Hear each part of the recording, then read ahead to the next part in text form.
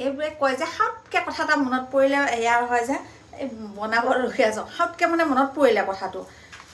এই অসমৰ মিনিষ্টাৰসোপাই বৰ চিঞৰি চিঞৰি কৈ দিয়ে বোলে আমাৰ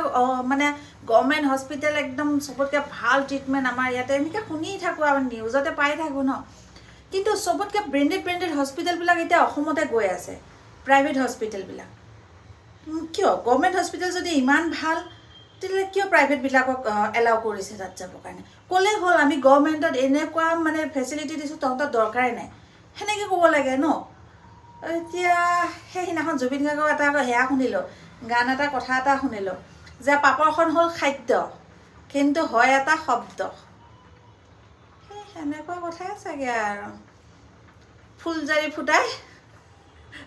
জিৰ' হৈ যায় সেনেকুৱাই নেকি নাজানো নহ'লেতো আছে ন কিয় মাতিব লাগে আকৌ